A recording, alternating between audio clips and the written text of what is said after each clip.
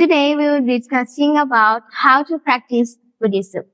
So I would like to share with you about my co-host Dechen from Ladakh, the A format. So Dechen is one of my favorite senior.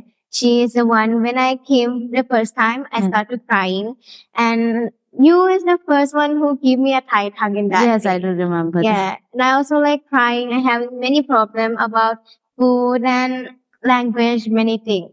Yeah, even I do remember Pan. When you came first, you were crying just by looking at the chapati Yes. because you were having Indian food for the first time, right? Even you were missing your parents as Yeah. well. Yes, and also like I'm sharing many things with you, Yes, so yes. you know me very well, and also we same like sister. Yeah, we look similar. That's Yes. why I want to tell you one thing that Yeah. everyone, once who comes new to the school or Yes. anyone who just first question they will ask me like this: Is Pan your sister? Yeah. Then sometimes I say yes, she is my sister. Then sometimes they guys will be like confusing that we are same sister or Yeah, because we do look similar. That's why I think that. So let's dive into our topic Yes, before for we sure. will pass the time and all. Yes. So the topic of our podcast is about how can we practice Buddhism. So the first thing that I would like to ask you is, what is Buddhism according to you? See, Panpan, Buddhism is not only a religion. Buddhism is associated with nothing beyond meditation, trust, peace, and non-violence. Okay. And karma is an essential belief of a Buddhism. Okay. So how about like what made you to be a Buddhist? To be Buddhist, you doesn't have to you may not you may not belong to Buddhist family or Buddhist country. Yeah, you don't have to wear red robes or shave your heads or something like that. You may eat meals, but that doesn't mean that you can't be a Buddhist. You can be a Buddhist just simply by accepting these three things, that all things are impermanent in our life and emotions are pain and nirvana is beyond concept. Okay, so you're talking about everything is impermanent. Yes. So what did you understand about impermanence? See, Panpan, impermanence has a very deep meaning. So, from my words, in simple words, it means that everything is impermanent in this world. Even our life is also impermanent, right? Yes. Once we are born, we have to die one day. Whatever material we are possessing right now, we have to leave all these things one day and we have to move. We have to leave all the things in this world. We have to leave all these things beyond and we have to move. That is what is impermanence in this world. And also like we have to live in the present, Yes, right? yes. Yeah, because if we worry about past and future, so it might be a wasting of time also. Yes, worrying is the wastage of time. Yeah, and like we should be grateful about many things that we have in a day, and also mindful in the present. Yes, see, Panpan, we have to, being in present is very important. Whatever we are doing right now, don't look at the past things. Just look forward and be in the present and keep moving. Yeah, that's right. Yeah. And like, see, Panpan, you also follow the same religion. Yes, yes. We also follow the same religion and we both belongs to a same religion, and even our families and parents belong to the same, follow the same religion. So there might be different ways of practicing in your village, in your country, or in my place. So how do you practice Buddhism in Thailand?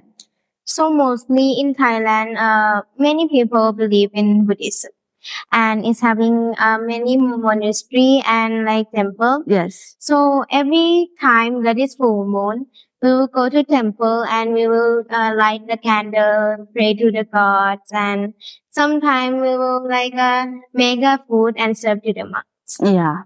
Yeah. Yeah, even in my place, the majority of the religion is Buddhism. So whenever there is a full moon, after every 15 days, that day will be very special to us. And like we get up in the morning and take bath, get fresh and go to temples and offer flowers to God and pray to God that thank you for everything with whatever you have given to us today. And And even though we serve the foods to the needy people for whatever we have, and we try to practice love and compassion that day. Me also. Like mostly in Thai, we will help each other. Even animals or anyone who need help in that day, we will try to help them. Yeah, we try to heal their pain. Yes, yes, yes.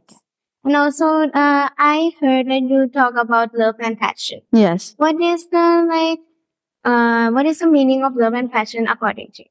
Love and compassion means it says compassion is not something very big thing. It's just an action, right? It's just an action. It's very simple. Like we have to practice it every day. Don't be rude to others. Try to practice compassion every day. Yes. So that is mean like in our life we will practice. Yeah, compassion means try to heal others' pain and try to let other person be free from the suffering and sorrow. And also, I have heard about karma that Yes. you have told me. So I'm not sure the meaning of karma or what it is, and I'm not understanding it very well. Can you explain me something? Yeah, for sure. Karma is like whatever goes around comes around. It's a cause and effect, right? So whatever goes around comes around. If I do good things to other, only the good things will come back to me. If I do bad things with the other, then bad things will come back to me. So for example, if I do good things, then only good things will come back to me. Yeah, it's not necessary that every day we will be very true to ourselves and only we will speak true. It's not possible nowadays. So there will be a day where we have to tell lie or something that we have to do. So try to be this thing. Try to be passionate, compassion, and if you're not able to help other, at least don't hurt them. Yes. That's where what His Holiness says that he puts it, and he said that if you can't help other, at least don't hurt them. Yes. And like if you cannot help other, at least you don't have to hurt them. I have seen in Ikigai book. Yes. But I have read like one or two chapter. So did you have read about this Ikigai one or something? Yes. It's a very good book, Ikigai, A Japanese Way of Living. I would say it's a very nice and good book. You will get to know so many things about this book. In this book, it will teach you how to set your goals, how to help others, how to find a purpose in one's life. Okay. And how about like the main thing in Ikigai? What did they wrote about? It wrote about how the Japanese people live their life. And in this book, there is a small island countryside in Japan where it's called Okinawa. Okay, Okinawa. I have heard before. Yeah, it's called Okinawa.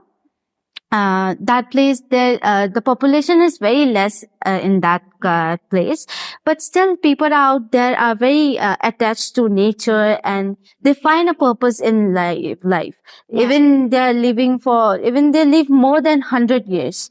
The old people, they have so many old people out there. They are living for more than 100 years. Like they, just because they get up at 5 a.m. or 5 o'clock in the morning and go to field and do whatever they love to do. Okay. That's how they find purpose in their life and try to be happy in their life. Yes, and I also have heard about like Okinawa that they like mostly I have seen in a kind of newspaper and something. Yes. That everyone when they're older they live more than 110. Yeah, they live for more than 100 years. Yeah. And they're very strong. Like in the morning at 5 o'clock. Yeah. They come and walk or doing exercise. Yeah, they do walking and exercise, yoga. Like Yeah, they do that yoga, and they have a kind of football team. They have a games team, and they play. They all are old age people, but still they love to do whatever they are doing. It's like they grateful to that everything they have. Yes. And also like in Ikigai book, I know that is having many topic about it. Yeah, it has. I would like to know about like some important topics, some important technique that we can use in that.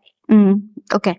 The main concept of the Ikigai is like what you are good at and what you love doing, and what you can be paid for. So like if I what you are in what you love, I will write like I love writing, like, and I love having a cup of coffee with my friends, like I love going to movie with my friends, I love going to a picnic with my friends and my family. So I love reading books, like I love playing music or instrument, whatever. And I love listening to music, like that. And if So you it's like a list that yeah, first we have to make a list, like what you love. And the second one will be what you're good at.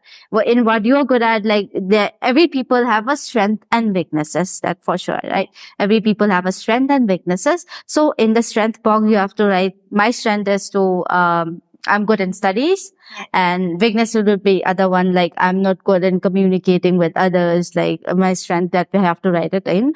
And what you can be paid for that particular thing, what we need to do, and what the world can be paid for.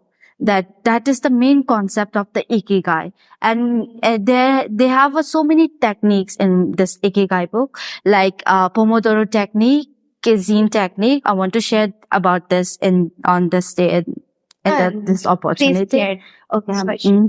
Like pomodoro is a kind of a Japanese technique where they says that if you want to set a task for yourself or a goal for yourself, first thing what we need to do is like we always feel lazy, like we don't want to do this, we are not able to complete that or achieve that set of our goals what we have set it.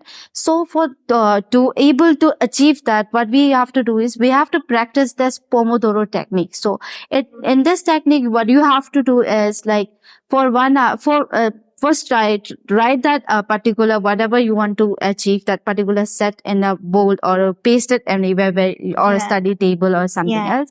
Like first we have to paste that particular thing on a board wherever you mostly spend the time, the place where you spend most of the time. So we have to paste that particular achievements or goals what you have in your life. Then start from the first task, whatever you want to do. So for that task, we have to set a timer, like for half an hour I will do this task, then I will take the break for 15 minutes, and again for 1 hour, half an hour I will do this, again I will take break for 15 minutes, and I'll again do this. From this using this pomodoro technique, we will be able to complete that task. Yeah, and I think so. This one is like, it will make us feeling more comfortable with ourselves and enjoyment. Enjoyment, like we'll have a break as well, and we'll complete the task as well.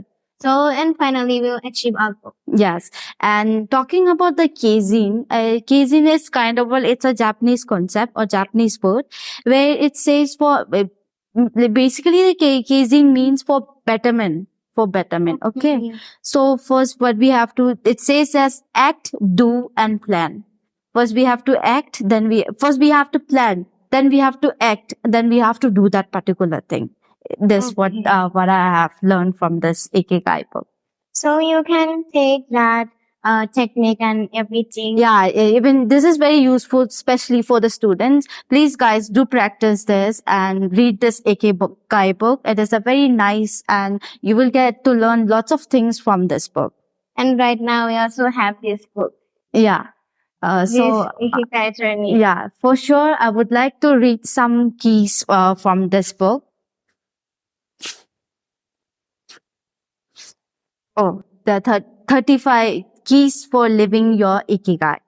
Okay, share your patience with the like-minded people to learn and improve together, and recover your childhood values and dreams. Motivate yourself by recalling your life's great hits, and recognize your level 1 friends and give them attention you deserve.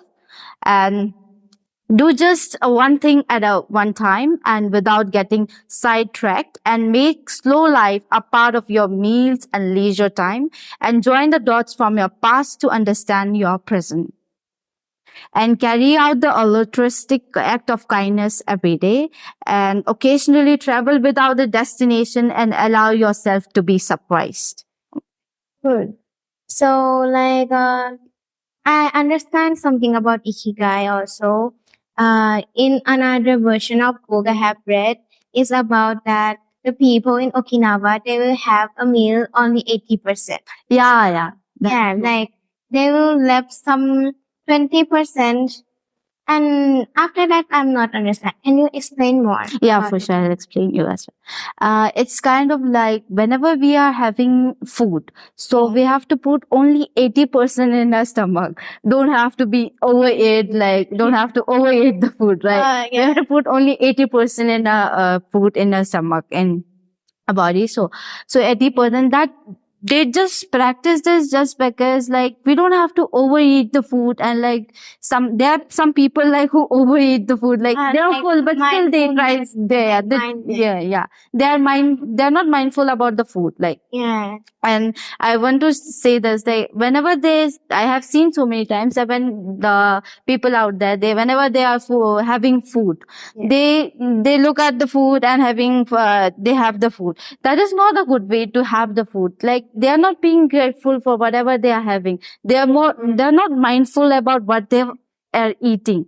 So whenever we are having our meals, we have to stop using the phone, keep the phone aside, and have the food and think of the food, like where this food came from what process, and what struggles they made to make this part of food to be on your plate. Yes, that is what Japanese says, that even you have to eat 80% of the food, so that you have to be satisfied with whatever small things you have on your plate.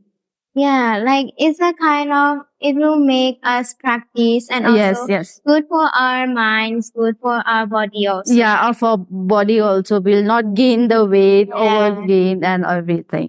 Thank you so much, Lily, for today. Thank you. And I wish that everyone subscribe us and see you soon in next episode in Ready to Grow. And I would like to tell you that read this Ikigai book for the sure. It's a very nice, and you will get to learn lots of things from this book, and read this, go for it. It's a very nice book. Thank you.